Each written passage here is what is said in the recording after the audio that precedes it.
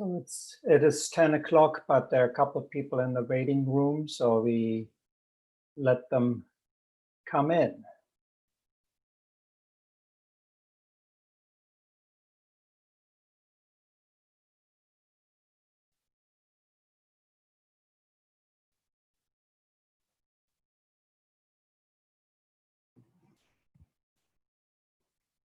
Okay, Reinhold, you're live streaming now.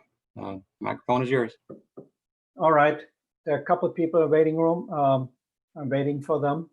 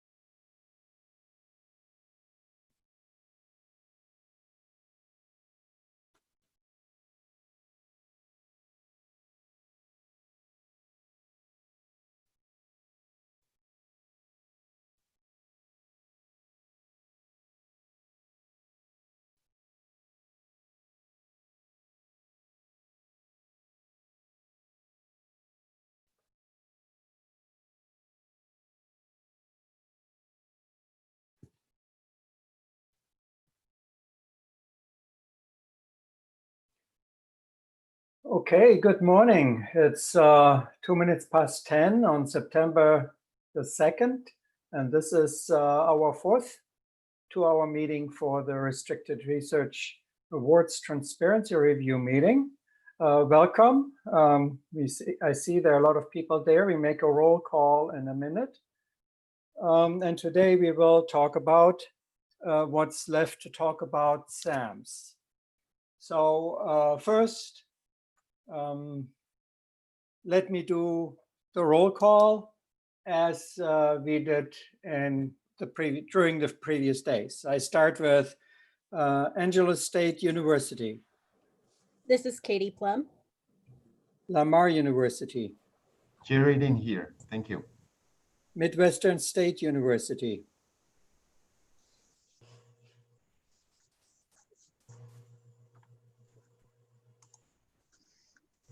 This is Kathy Zuckweiler from Midwestern State. Brittany Norman is also on the line. All right. Prairie View. This is Lois Berg with Prairie View. Thank you. Sam Houston State University. This is Chad Hargrave from Sam Houston State University. Stephen F. Austin State University. This is Jennifer Hanlon with SFA. Sewell Ross State University. Marilyn McGee from Sul Ross. Tarleton State University. Barry Lambert here with Tarleton. Texas A&M International. Good morning, Zoila from Texas A&M International. Texas A&M Galveston.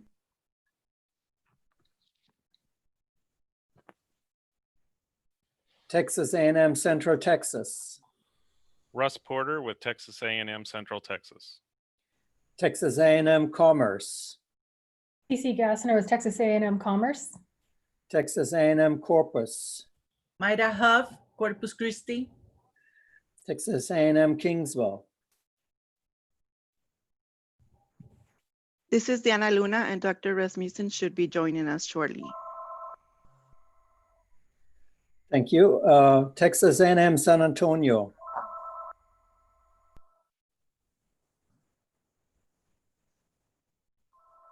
Texas A&M San Antonio. Pardon me? Patricia Zibluck is here from Texas A&M San Antonio. Oh, thank you. Texas A&M Texarkana.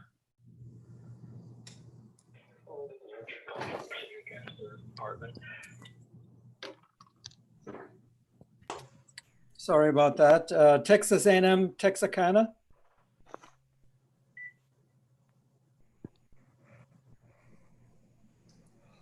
Texas Southern University. Texas State University, This is Mike Blanda from Texas State. Texas Tech University, Amy Cook, Texas Tech. Texas Women's University, Holly Hanson Thomas, Texas Women's. UT Arlington, Sarah Penapinto, UT Arlington, and Jeremy Forsberg is also on the call. thank you. UT Dallas, Emily Lacey from UT Dallas. UT El Paso, Manuela Doki, UT El Paso. UT San Antonio, Sandra Garcia, UTSA. UT Tyler, Peter Mukhtari, UT Tyler. UT Permian Basin,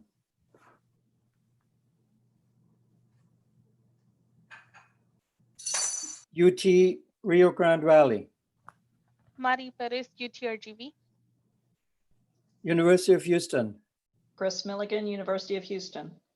UH Clear Lake, Nancy Devino, Clear Lake. UH Downtown, Heather Davis, University of Houston Downtown. UH Victoria, Angela Hartman, Victoria. University of North Texas, Chuck Tarantino, University of North Texas. UNT Dallas,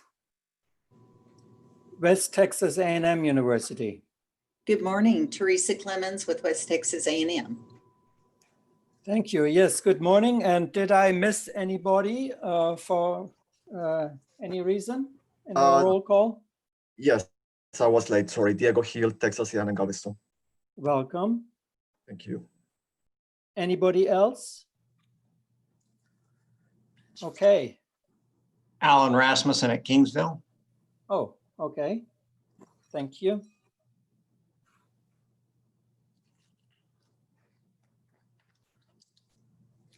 Okay, so I'm sharing my screen, and today what's left from our agenda is the review, agenda item 2, review and consideration of the standards and accounting methods.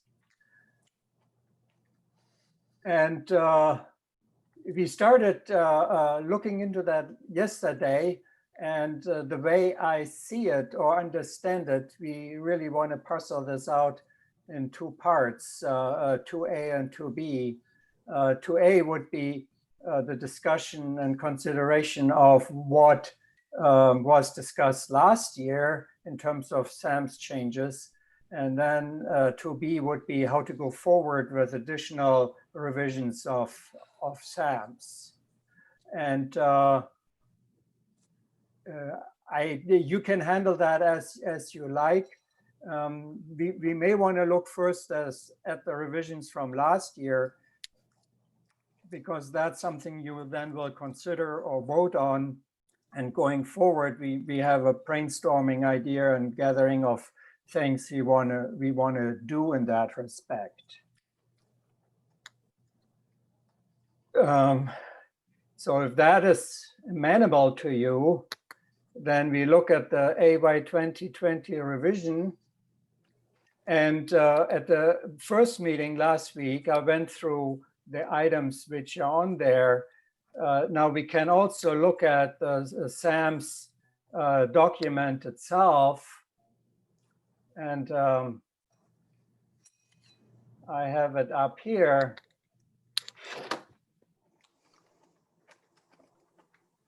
And we can look at it that way as well. I have a redlined version, and that is actually the version that I should view.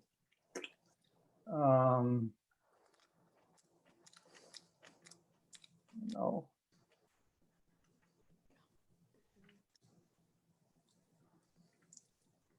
Okay. Where's my?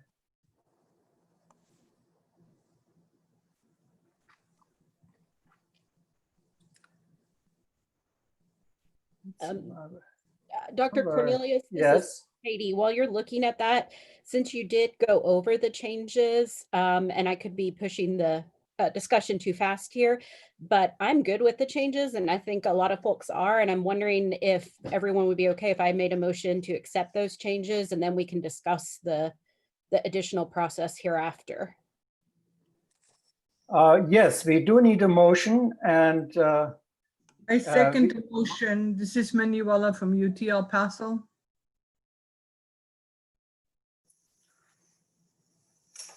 and then we can still, according to Roger's rules, you can still have a discussion. And so if somebody wants to say something, then, so I will scroll through this just again very quickly.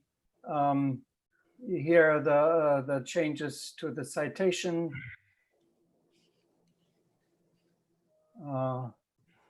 Here is the changes to the documentation, wording change, and the split up of the over and less than 250,000. The update of the items which are listed in the transparency list, update of our website, another citation change. And here we go into the appendix, the all-important Appendix A,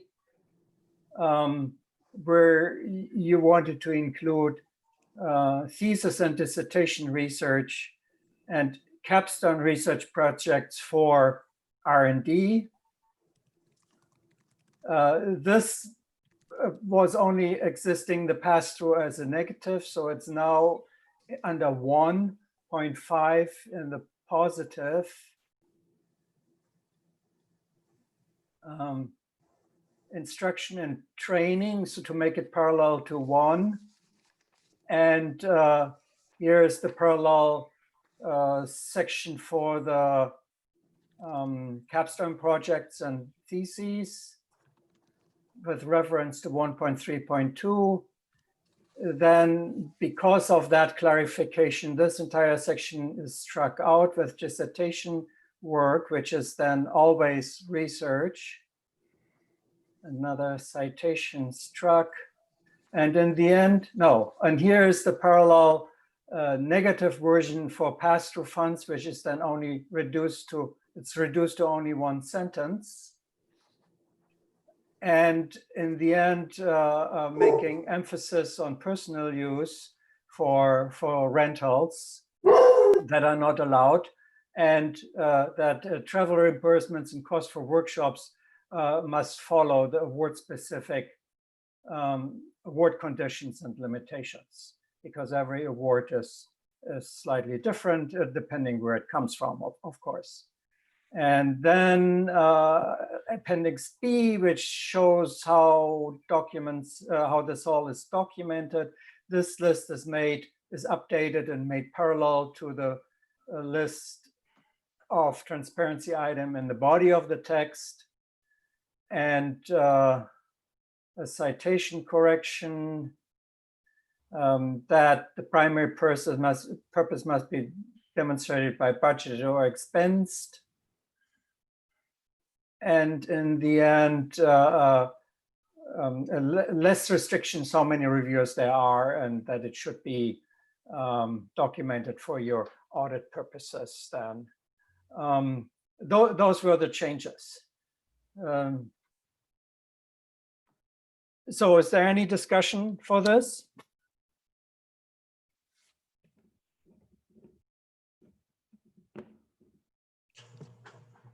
Ronald, yes. Mike Brandon from Texas State. Are those the only revisions that will be considered right now, or will we have opportunities for future SAM's revisions moving forward?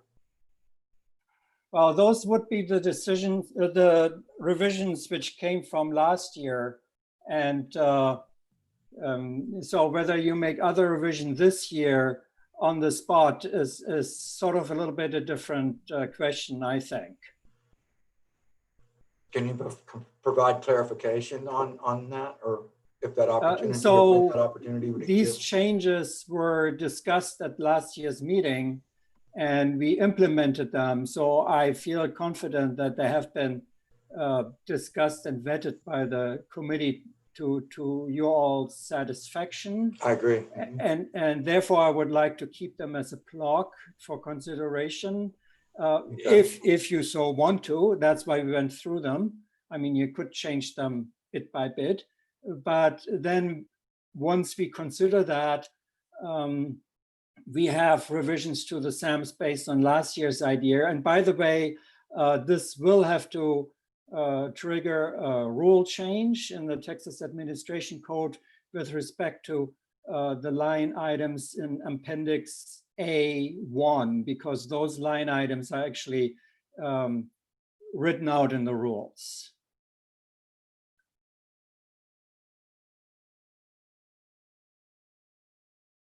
Just clarify what we're doing? Yes, thank you.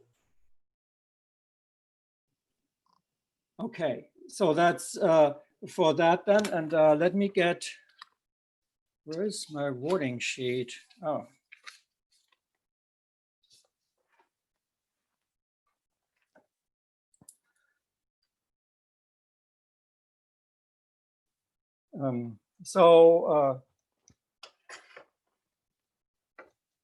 Please answer when I call your institution's name with yes or no to approve the motion. Angela State University, Yes. Lamar University, Yes. Midwestern State University, Yes. Prairie View A&M, Yes. Sam Houston, Yes, I approve. Stephen F. Austin, Yes. Sue Ross, Yes. Tarleton State,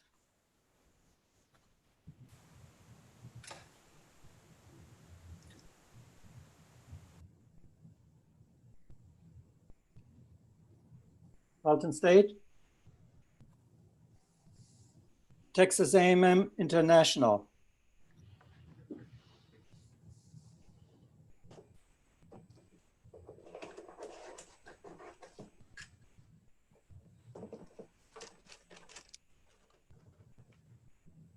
Texas A&M Galveston, Yes. Texas A&M Central Texas, We abstain. We haven't had a time to look at those.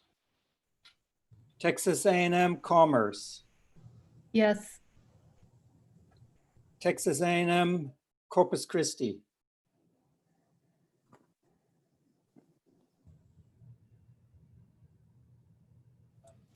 Texas A&M Kingsville, Yes. Texas A&M San Antonio, Yes. Texas A&M Texarkana, Texas Southern, Texas State, Yes. Texas Tech, Yes. Texas Women's, Yes. UT Arlington, Yes. UT Dallas, Yes. UT El Paso, Yes. UT San Antonio, Yes. UT Tyler, Yes. UT Permian Basin,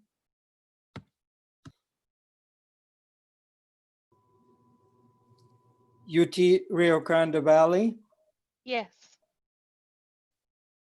University of Houston, Yes.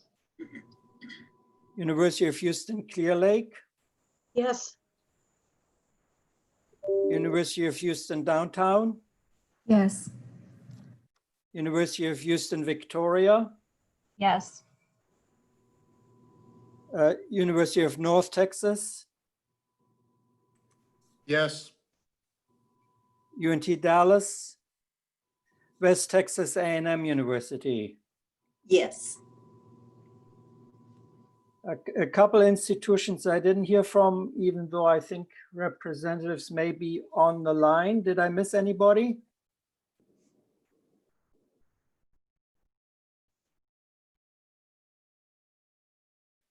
I don't hear anybody. So that is unanimous approval for these changes. Thank you very much. We will have a new SAMS. First time in 5 years. Yay. Yay. Thank you.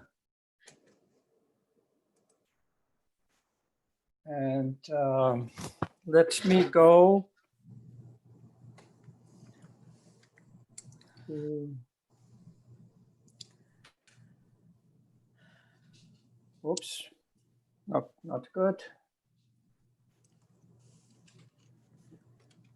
So that was 2A, SAM's revision with ideas from last year. Now we are going to item 2B, SAM's going forward.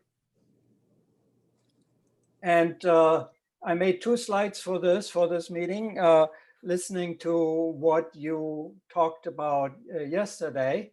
The first slide shows ideas how to proceed on this. And that is first to collect input and ideas from institutions. And that is important, I think, because then you can, as committee members and staff, also consult with your colleagues at home. Because I know there are other experts in the background for all of you. And then bring forward those concerns and ideas you have about SAMS to us at the coordinating board. And that will be then collected by us here at the coordinating board. Then once we have ideas and input, we would hold a working group meeting, which is a smaller subgroup, not an open records meeting, if there are few enough people on there. And those people would then investigate the old SAMS, or what is now the new SAMS, the SAMS, the active SAMS, would look at the rules and the statute for the restricted research awards and create a straw man for changes and vision based on the input and ideas. And the third step is then to hold a full committee meeting, which is then an open records meeting, to discuss those changes and consider the changes to SAMS. That's one way to proceed on that. And depending on the timeline, when input comes in, when the work group would be held, and when the committee would meet, depends on you all and our workload when we do that. So the committee meeting could be a separate meeting than the next summer meeting as well. So we can do that. That is what I heard in terms of ideas yesterday, how to proceed. Do you have any questions to this, or changes or input?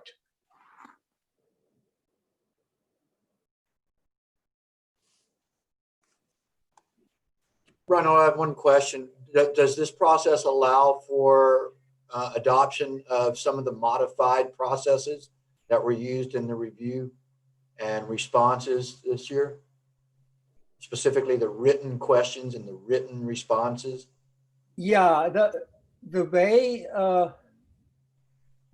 so the way I see it, and maybe I'm wrong, how we hold a transparency meeting is actually not written up in SAMS. It just says you have to have a meeting. Understood. And so traditionally we had a summer meeting because it has to be done towards the end of the summer, towards the end of the fiscal year, so that you have the new awards from the last year for your expenditure report in the fall. That's why it's normally done at the last day of July, an in-person meeting. Now we don't know what we have next year, in-person meeting or other meeting type, but I have a separate document on the website how that is done, and that's really informal. So we can do that however we like. And since I hear that in general, you like this format with call and response, let's call it, then we can keep that up and maybe refine it a little bit and work it out a little better time-wise maybe, and so that everybody is on the same page, and inform everybody again about that. It was a little bit experimental this year, but since you liked it, yes, we can just do that. It's not part of the rules. Very good. Yeah, no, I mean, I think all the other institutions, consider it and speak for themselves, but I think you had greater participation this year. I think you still had the same transparency. You have written documentation now for a lot of the different types of support. So I think it strengthened a lot of the principles that the process is intended to provide: transparency and accountability. Right, and all of that, I understand, is of course voluntary. Nobody will force you to do this. If you don't want to participate in that process and just show up at the meeting, that's fine as well. And if you have that may work, but normally, if a process is, even though it's voluntary, it's useful to participate in it. Yeah, and I think the intent here, this is Manuela from UT El Paso. The intent here is not so much to discuss the process, because the process that we go through is a good process. And like you said, Reinhold, it's very voluntary. I think that we really want to do is clarify the SAMs in many of the areas where we have lengthy discussions. This is the crossover between the meetings and the SAM. I like the format, the way you wrote it, to collect the input and ideas from the institution, hold a working group meeting, hold a committee meeting. The only question I have is how to establish the committee. I had that going in when I asked, to have a SAM revision and to form a committee. I have no idea how to formulate a committee, and yes. So that is a good question. And that's why the committee work is really, the way I split it out here is in two parts, that we can have a work group, and then ultimately the committee is the committee, so everybody's on it. And whether we can hold the work group and in what form, frankly, I will have to talk to our legal team about it, that I do it correctly. And we do have a new legal team here, and they will be very interested in this. And so how we will establish the work group, while I have probably ideas in my head because we have done work groups for other committees,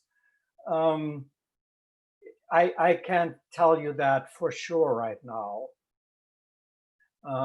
So I think work groups are allowed and feasible. But again, going forward with this, while we do the revisions for the SAMs you already did today, I will discuss all this with our legal team and my supervisors, of course, leadership at the agency. Dr. Cornelius, in addition to the work group determining how to best form the work groups, it would be helpful to talk about the timelines as well. Yeah, because yes, you give me no timeline, I take my time. Do we want to get this done before next summer, or is there some kind of a game plan so that? Yes. So what I see is ultimately next summer, because next summer is our next standing meeting, which we have to have, and we can roll it into that. But as I said, we also can do a meeting beforehand. So I don't know how fast this will work and how when we do this, because we don't have to have the full committee meeting only next summer. We can decide to have it next March or at some point, January. It also depends with the general time schedule things here at the agency, how we can handle the workload. Randall, this is Jeremy Forsberg, UT Arlington. I guess I have a couple of suggestions for the group, just in, probably just practicality. And that's maybe a step between 1 and 2 there, where at least to the larger committee, there's at least an outline of what are the issues that we're going to try to address in the SAM, just so that we understand what the content or the issues are collectively. And then yes, the work group. And then I would like to see the outcome of that work group, what the proposed changes are, probably around June, before the meeting, assuming that the meeting would be about the same time next year too. And that way, yeah. And then that time, and then there's discussion and maybe revisions or whatever, and we're basically all ready to go. Yes, definitely. So the work group outcome will have to, the straw man, as I call it, will have to be distributed and before the next committee meeting where this is considered. And June would be the very latest if we hold it in the summer. Maybe we can do it earlier, I was suggesting, but I don't know if that is necessary or feasible or required. But yes, the work group meeting, a straw man purposes that it gives the full committee something to discuss and to agree on and change or to agree on. And that, of course, has to be looked over. And just as you have consulting worked in with your colleagues for input and ideas, so then you would have to have the output. The output. This year's changes you got in advance too, only a couple of weeks before, but it was things you had discussed already last year. So I assumed you had those. You also have those in your mind, and they weren't totally new to you when everybody got them. But still, there was a couple of weeks time to go back to your colleagues and discuss this if you needed to. And your second point, Jeremy, with what it is. So I have a second slide from what I listened to yesterday. And so here are the points that I heard you say during the discussion. And a lot of that falls back to reviewing the language of externally restricted in the SAMs. And I feel like also in what is the intent for SAMs, because the legislator created restricted research for their formula purposes. It's a fairly unique thing, restricted research. And that's why we're all sitting here. It's not something the federal government does or other states. I don't know, maybe some do it as well. But we are sitting here at the committee because it's a special treatment of research awards. So that would be, in a way, the overarching explanation or background work, legwork to do for these changes. And then I heard 3 different topics. And one is these federal funds we have now, which are, I don't know if the term federal emergency funds is correct, but they are in response to federal emergencies like COVID. ARA funding was, and now with COVID funding, where a large amount of money is giving out to institutions, and it may or may not come in one batch or not, or in several batches, but institutions have to deal with it in some form or another. And so you talked about award buckets and classification and phases of this. So that's, in a way, a little bit a new topic for SAMs, because 20 years ago, I don't think anybody had these.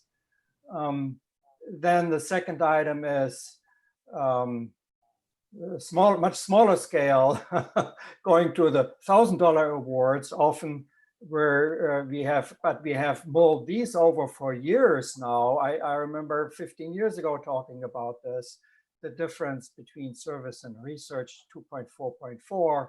And so ideas that were spilled out, and there may be others, words or phrases which fit, but I put this down as memory help, primary purpose of award, scope of work, award goals, intent of donor and investigators. And that is a grouping of topic which was brought up yesterday. And then the third one I heard you talk about, and that has been discussed also in previous years, roughly characterized as other scholarly activities, and that is from fields that do not use the scientific method for research, basically, and how to deal with that in terms of what is restricted research, and is it research or is it, basically the question here is it research, and how do you defend it being classified as research? And that's a lot of that is from the arts. But also literature, I think, is part of that. And then there may be some other fields, where this is the case. I mean, not all fields use the scientific method, and some very rigorously, as we know, and then it's easy, and some less rigorously. But so that's part of the discussion then for SAMS. Those are the three items I've heard you talk over the last 3 meetings. Thank you, Ron Hull. This is Mike Banner from Texas State. Yeah, those are certainly encapsulate most of the spirited discussions that we had, both positive and negative, both pro and con. So I think, yeah, if we can bring clarity to those 3 areas, we will have done a lot, at least till the next issue pops up. I agree. Mm-hmm. And I would add, it's a great. I would also add, I mean, these are much more substantive than what we just changed. I mean, I view what we just changed was really a clarification, but these could have a broader impact of whatever these revisions may bring about. Yes, indeed. I feel the same way, and that's why I would like to have a rigorous review with meetings and input, and look at the statute and look at the rules, and so we know what the implications are and what we are doing, not just tweaking words. Yeah, not only that, but I also want to have the SAM to back me up in audits. For instance, we had a state audit come in, and they checked our CFA, and they said, well, this CFDA number is not indicative of research, yet the board approved it as research. And then the auditor says, I don't care what the board says. The CFDA says it doesn't qualify as research. It doesn't indicate research. So the more we can combine what the feds say with what we can and cannot do, I think we're on the right track to not have to reclassify in the middle of, reporting because of an audit finding or whatever for miscoding projects. Am I making sense? I think it's important we're talking about research. So I think the first step is to have a good definition of what research means to us, because I think still fuzzy around that. Yes, I agree. Some other scholar activities, we should include them as research for our definition. So we have to give boundaries for that.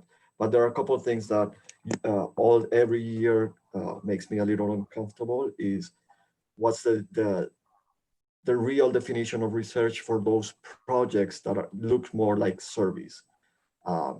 And usually we approve them under the basis, oh yeah, it was approved 2 years ago, it was approved 3 years ago.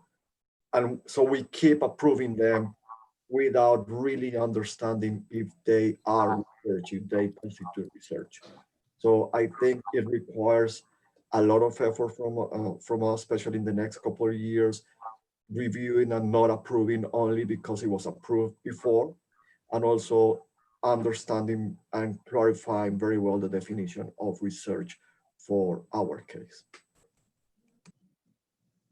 Dr. Cornelius, this is Chuck Tarantino with the University of North Texas.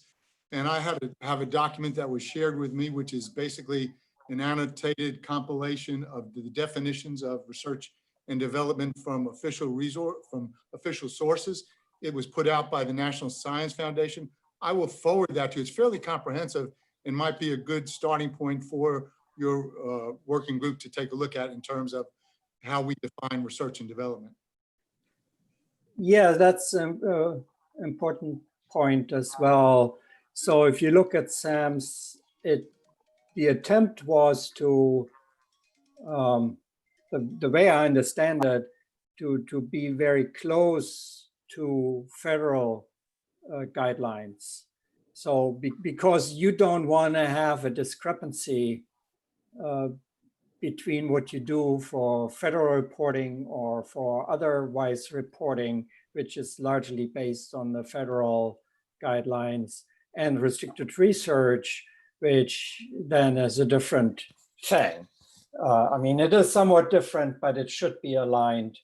And things in 20 years changed, I assume, also in the federal arena. So that is a very important background knowledge, and we rely on you to bring that in so that your life is correct by aligning these. You know, your work is helped by this alignment. Well, and this is Nancy Devenot. Fairly comprehensive definition of research already, and so and it does cite uniform guidance. So if we're going to be incorporating other definitions, we need to probably start with what we already have and see where the source of that comes in. We don't want to stray too far, like you said, from what's going to get us into trouble with inconsistent classifications of activity. Right. Important point as well, keeping in mind that a lot of work went into SAMS as it is. It's not a document that was stamped out in a day, and so you probably, to read it correctly, you have to think deeply about it, and but I see that we have to do that also in line what may have changed in the federal arena, or in the way grants and awards changes, and then that all goes hand in hand. And there are a lot more details in this document that might have helped Manuela with her auditors. Yes, a lot of things have changed on the federal level, and I totally understand that because they're getting much more specific, and like US Department of Education, who would have thunk it that they issue research awards, but they do now. And same thing with USDA. I think NIFA is their research arm. So a lot of things on the federal level have changed. And my proposal to do a deep dive into the SAM is not to dismantle it, because it is a good guide for us to work with and for us to understand, but it definitely needs some deep diving into making it consistent with all the changes all around, because we as individual schools also have gotten smarter, and we have some young guns in this group now that know so much that I think that the SAM does not capture a lot of that knowledge. So I think just a deep dive into it, to update it, to make it more clear rather than dismantling it. That was not the intent of what I suggested yesterday. But I think we're on the right track with what Reinhold put together. as far as, what he heard. And we can have an open forum to where we can write all of our concerns and then have one place to consolidate them and come up with additional themes that need to be looked at, or find similarities with all of this stuff. So I'm going to stop now because I can talk forever if you let me.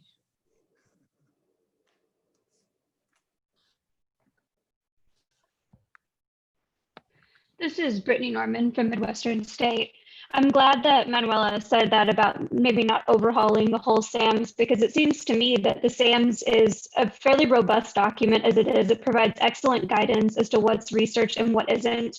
And while there are a few areas that seem to be causing some confusion and maybe overlong discussions that could use some clarification, it doesn't seem like we need to go back to the drawing board completely on this, because it has been a good guide, and it's something that, even though it does limit what we can put in, that's by design, because the definition of research is limiting.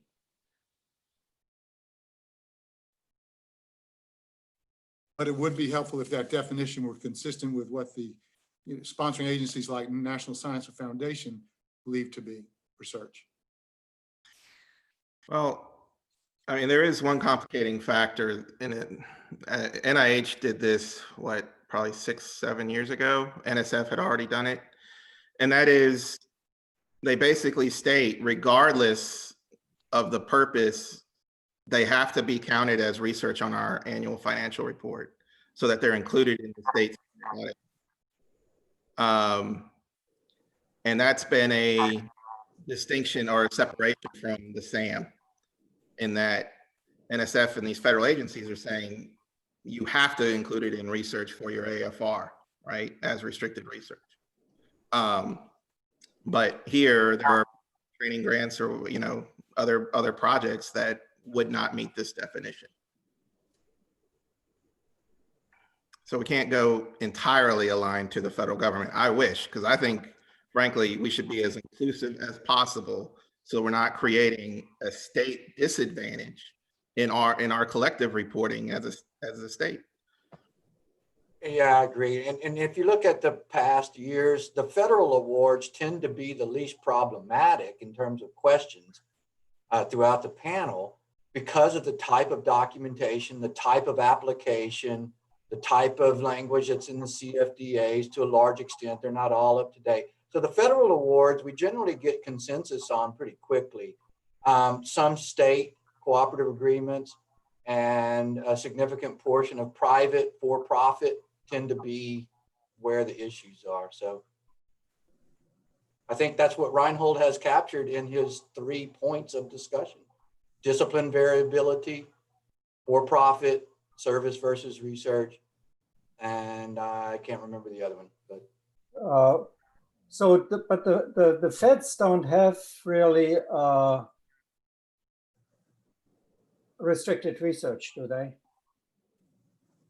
Yes, they do. Actually, these are accounting standards for what's restricted or not.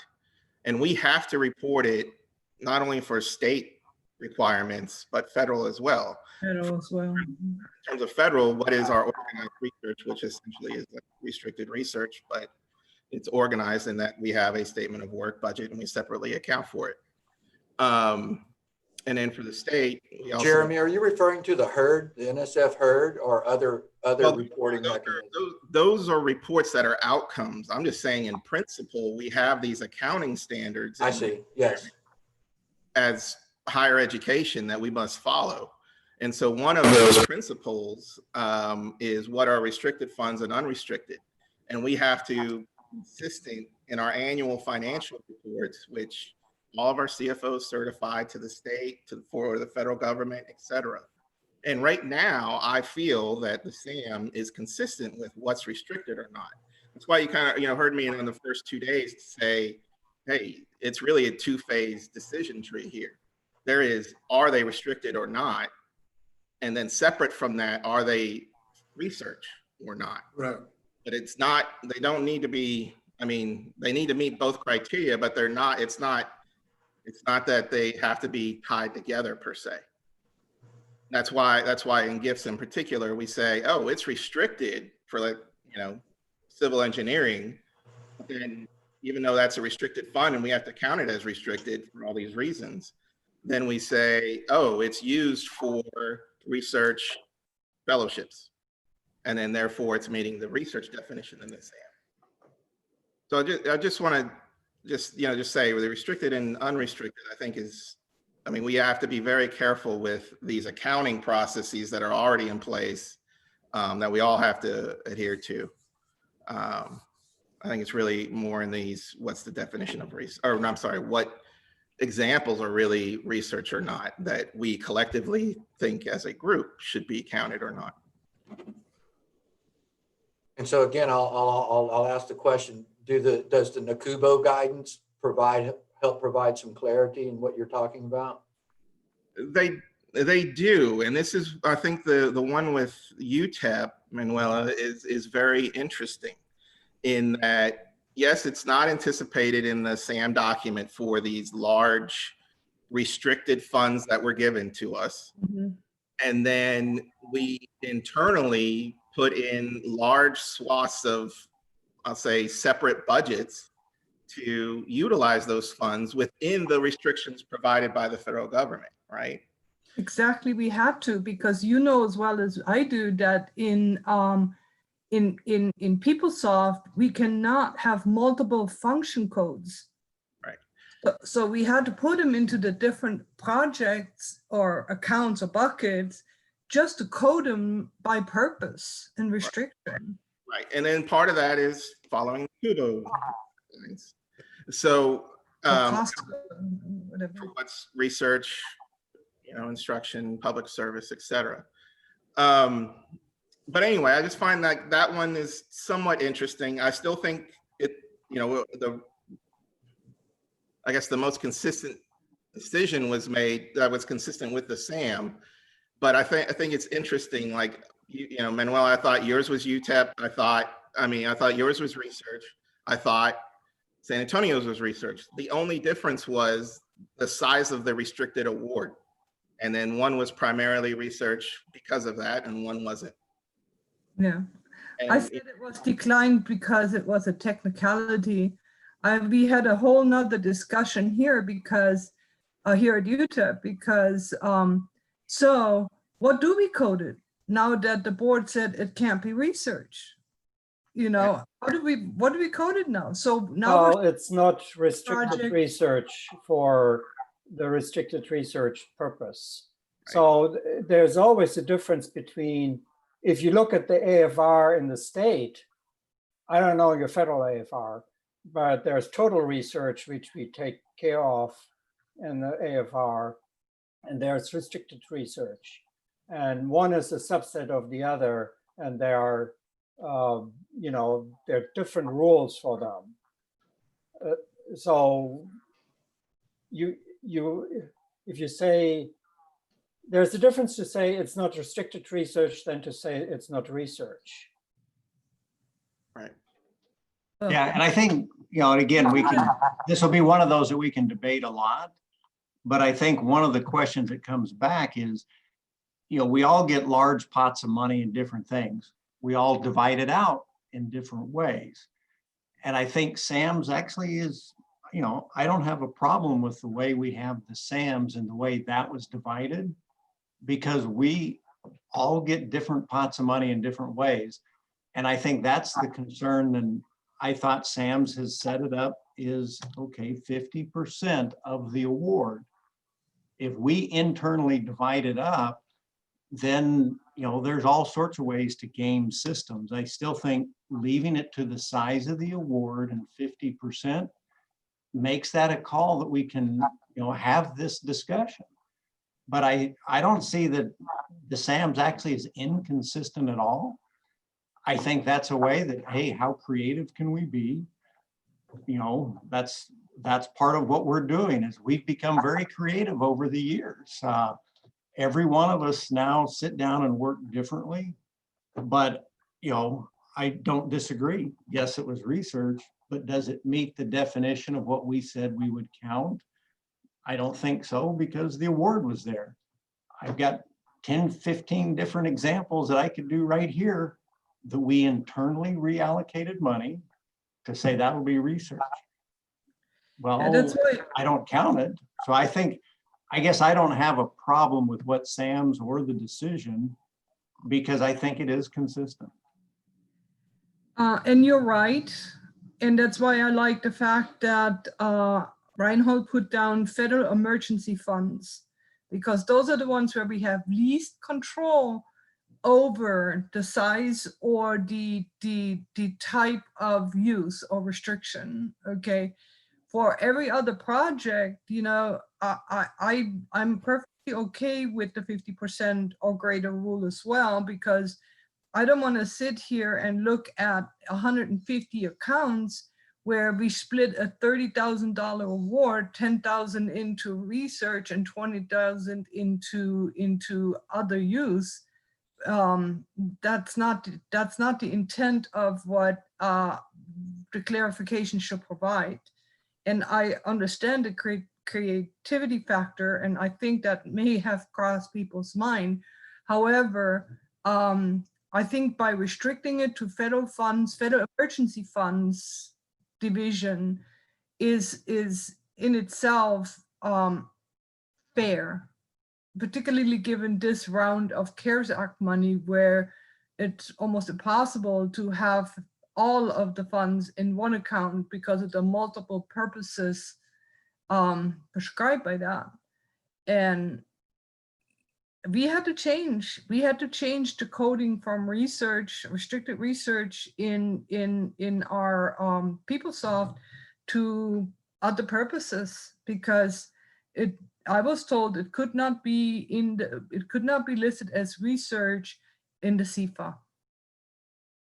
So yeah. But yeah, I agree with whomever was speaking earlier that we should abide by the 50% rule, but that we should have some kind of the federal emergency funds exceptions, you know, where it's plainly understandable that we had to divide the pots due to use or restrictions. To get back to what Jeremy said, define restriction and then define the research.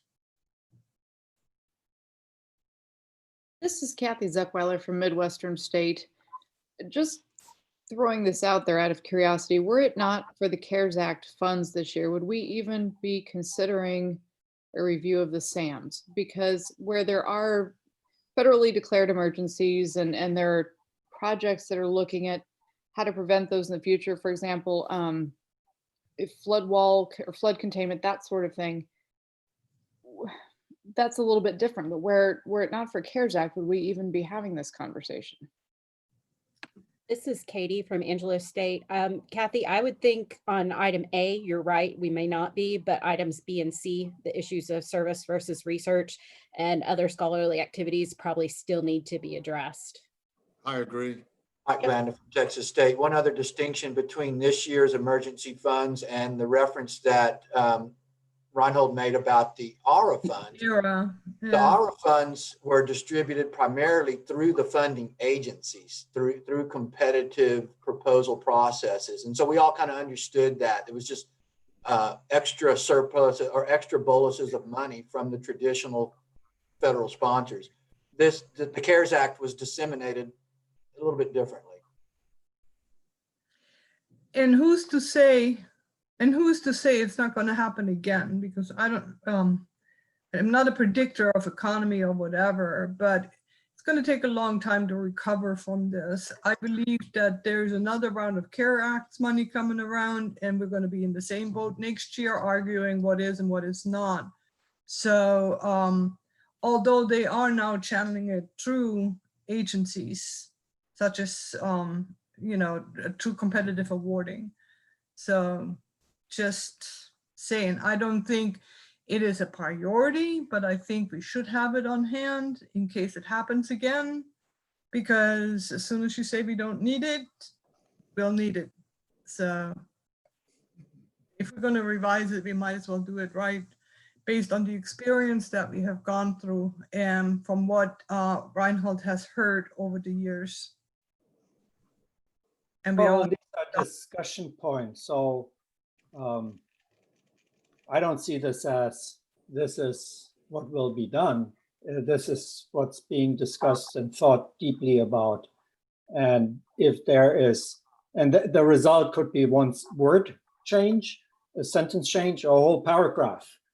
I don't know that, and I don't think you know that without looking at it. So yeah, and it's up for discussion. It's not that's what we have to do. I mean, if the majority says we don't need it, then we don't need it. You know what I'm trying to say? These are discussion items. At this point, what I'm wondering is if we should plan on having the committee and Dr. Cornelius doing the work with the lawyers to figure out how to prepare it, and then have the committee kind of hash it out, because I think we're hashing out a lot of the same things, but needing to do some of that background research that, you know, the history of the program, why the legislature created it, their past intent, the more current intent with the change from RDF to the CRSF and TCRF, whatever, all those acronyms, and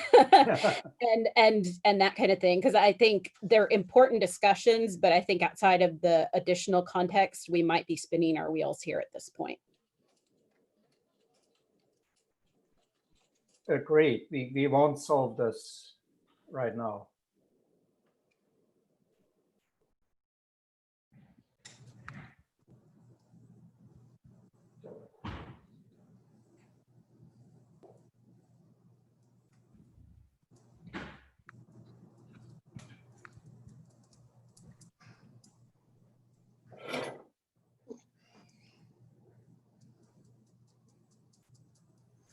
So it seems like if we're going to collect the input and the ideas, we should put a timeline on when those ideas should be given to Dr. Cornelius.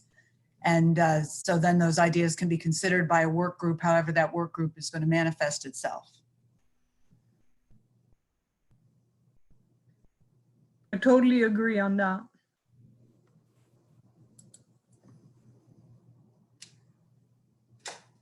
Yeah, so if we have a rough time expectations, then you know what is coming. And I know what's coming too. Maybe you can talk about that and give some ideas.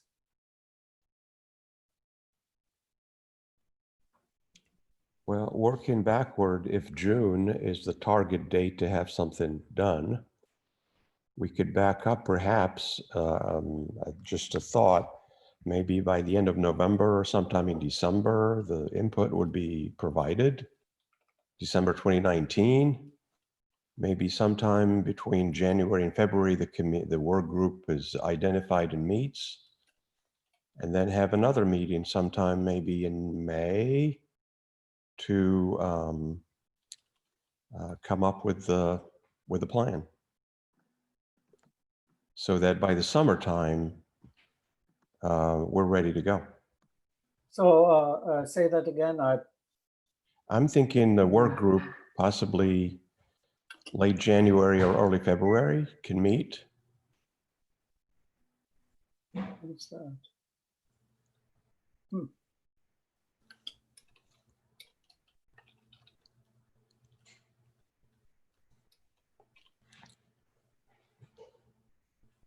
And I think the committee meeting, possibly just in case if there are discussions that need to take place or changes that need to happen, maybe early part of June or even late May. That's what Jeremy was saying. Yeah.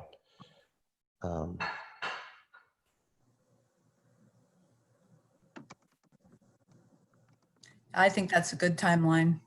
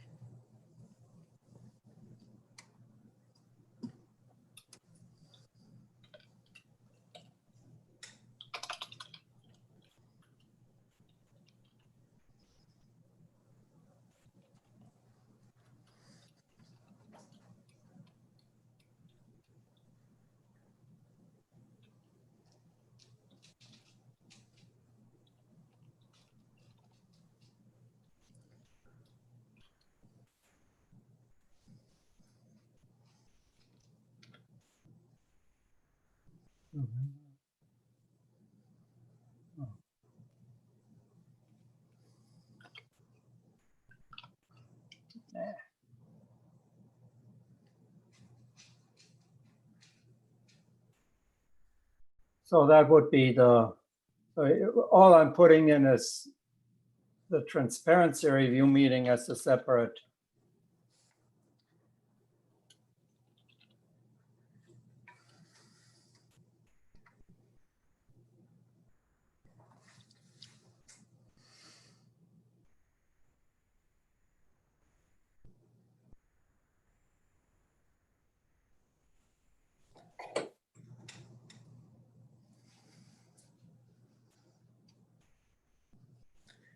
As a separate meeting. So the committee meeting would be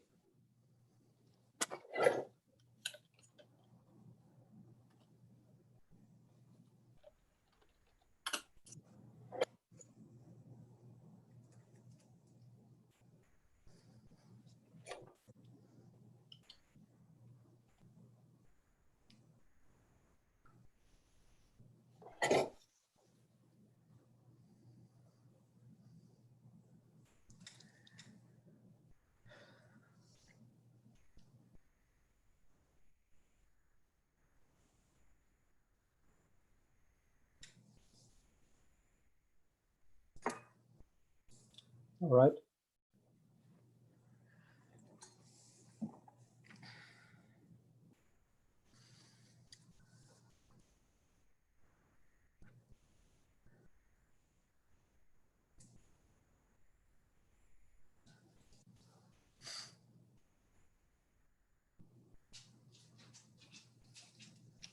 And so I will use for this my mailing list. And as a reminder, our mailing list has also become more formalized over the years. And now that we had Zoom and had to know who is exactly the representative each time and who is staff, so that we could have a waiting room for you all and wouldn't let in anybody whose business is not restricted research. So I will keep up that mailing list. And if you have either questions, who is on it, let me know. I will tell you. And B, if you want to make updates to it or tweaks because of your staff needs or assignments, let me know that as well, so that I can be fairly sure that you who need it get the information for this.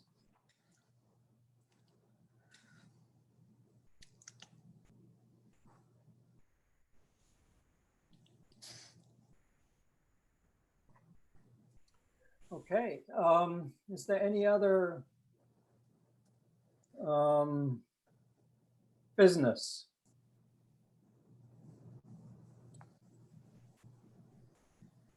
At this point, UT El Paso is done.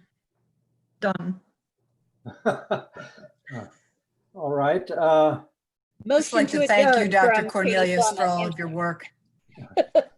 Thank you. So if you feel like you're done, we don't have an official chair for this, but we do need a motion to adjourn, and then. So moved. Katie Plum, Angela State. Seconded, San Antonio, Texas, A&M. All right, and the rest of you may second by getting off the Zoom meeting, and all the best and happy new year for the new start. Hopefully your institutions will fare well this year. And I say that out of pure selfish reasons because I have a student out there too. So yay, students. Okay. Thank you, Dr. Thank you, Well done, Dr. everyone. Great job. For a Thank you. great meeting. Thank you, so Thank you. productive, Thank you. and thank you for everything. Yep. Bye. Bye-bye, everyone.